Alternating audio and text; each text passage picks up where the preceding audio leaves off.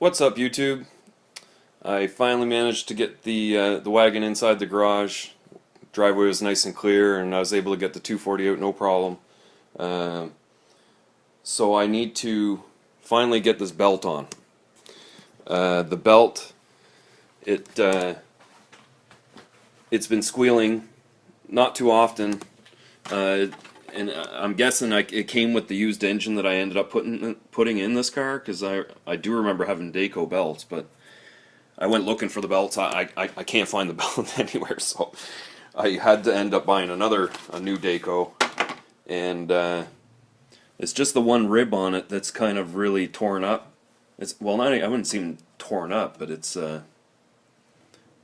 definitely got some rough wear on it. And I already have the belt pretty much adjusted all the way that it'll go, so it's time to replace it.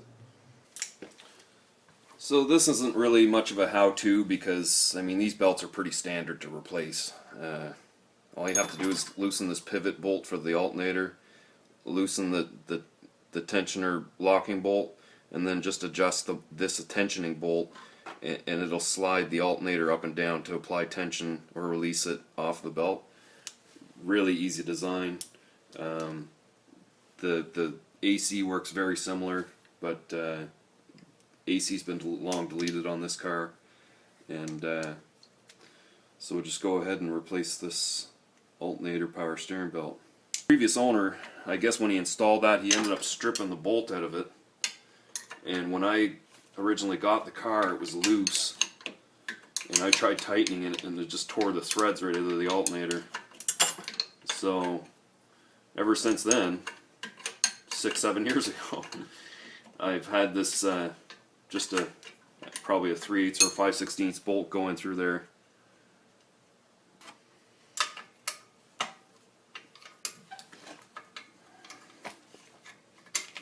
I'm gonna get the pivot bolt a few turns loose.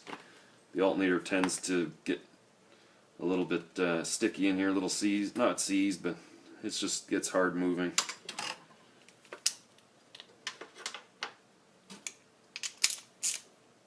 $12 mil on the top, and as you loosen, you'll loosen the tension on the belt. You don't usually have to go too far.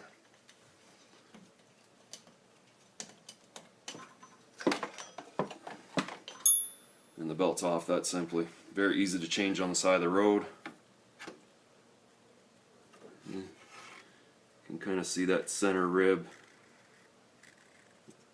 and the second one there. I mean, it's just kind of tore up like that all the way around. And I've had it slipping a few times. It would just start squealing. I put the car in neutral, rev it a couple times, and usually get it to catch.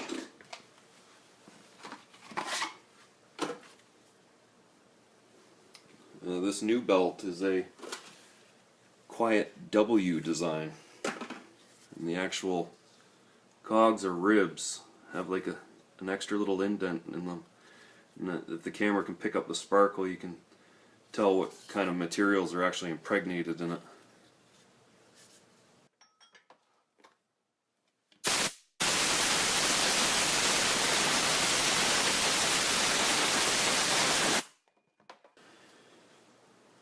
We'll see if this belt will go on now.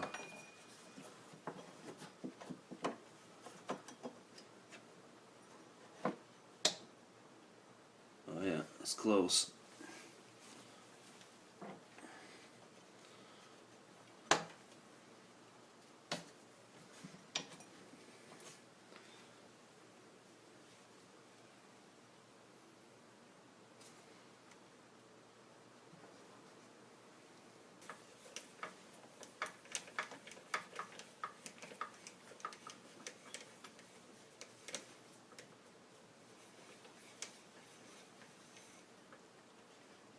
When tightening the belt, you just want to be able to give it on a little pull, and you want some deflection out of the belt so it'll actually walk side to side still, but not too much. You definitely don't want to over tighten it, because the belt will just wear out prematurely, and you'll get just basically stretching, and then you'll want to adjust it over time. You'll just make the problem even worse and worse and worse till your belt's no good.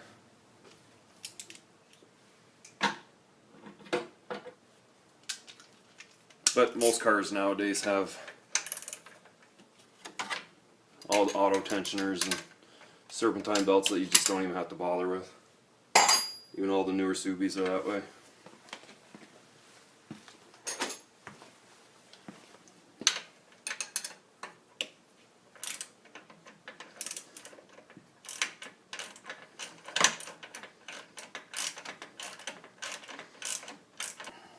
Retighten this pivot bolt and that's it.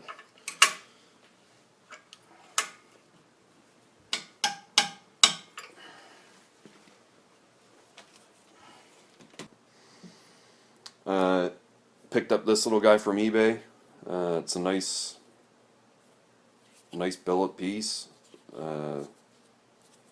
Bushings are high quality, and it cost very little. So it was kind of a little bit of an impulse buy at the time, but I was like, well, for that kind of money, no, you know, that's something I want. So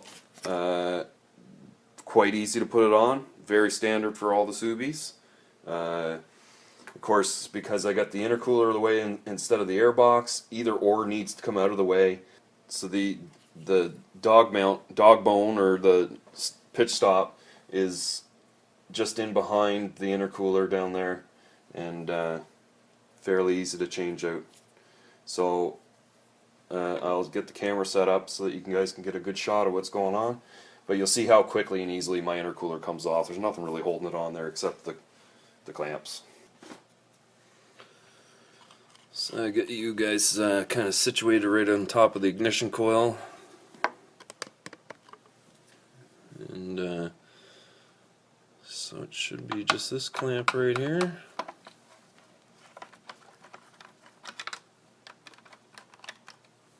And then the clamp down on the turbo.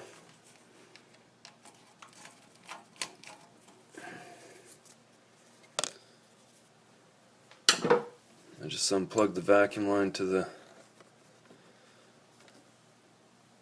blow off.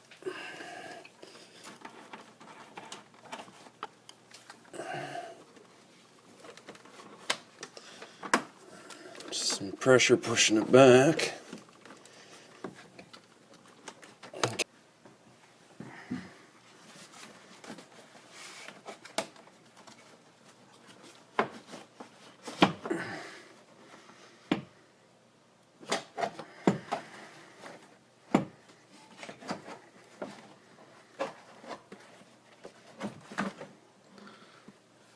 And you can see it's in there tight.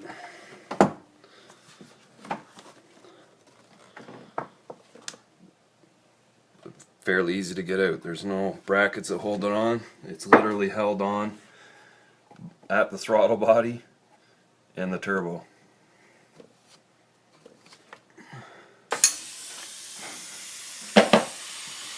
See how these are just 14 mil heads? The rear one has a welded nut.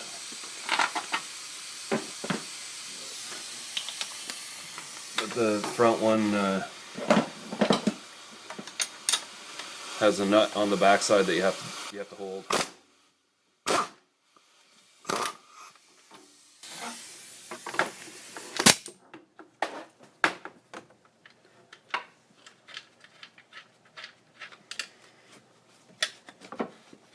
This guy's a little stuck in here. I gotta just pry him out a little bit.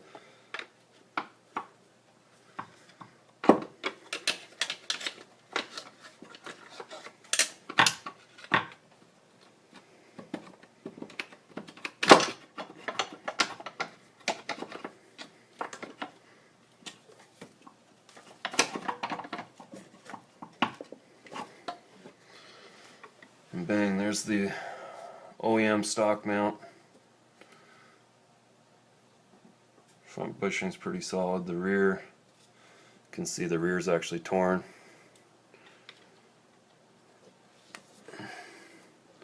See the splits in there. Splits on this side as well. Just basic. Brake lube works great.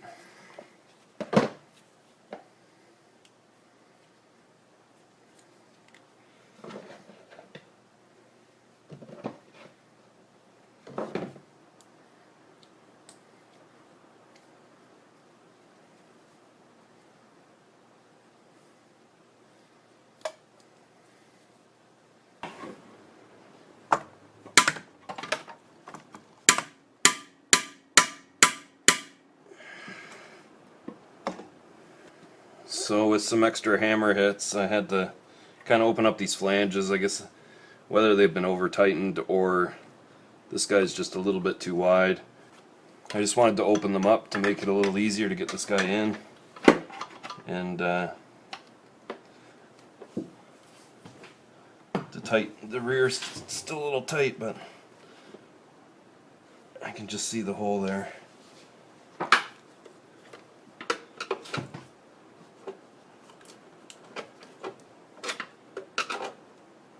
Looks like it got lined up pretty good.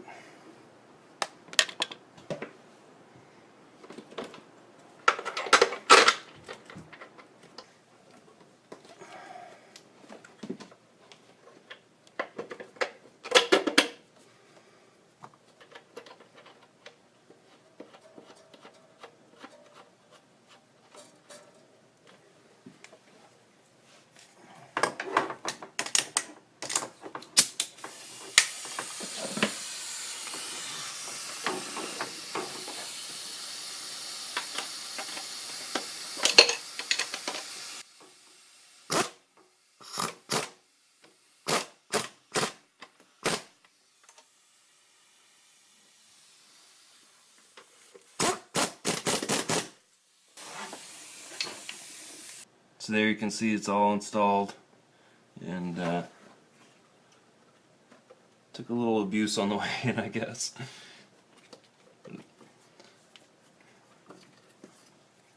It's always function over form for me, if you haven't noticed. That's a nice little mount. eBay.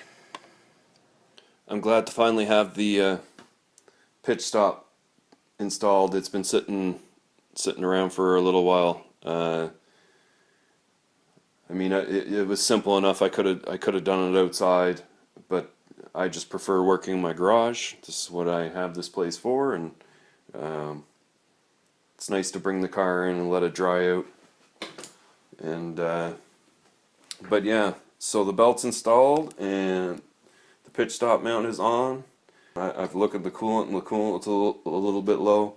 I'll just check the oil. So I'm finished with the wagon for now, and I'll probably end up bringing the 240 back in. I'm just glad that most of the snow is finally, I mean, it's amazing how fast the rain comes, and almost all that snow is already gone. Just a couple days. So I should be able to freely get cars in and out, no problem, leave them. Because there was a lot of reduced parking out on the street, and now there's parking starting to open up again. So as usual, give a thumbs up if you like this video, leave a comment down below, and subscribe if you haven't already. There's definitely lots more coming, and I'll see you in the next one.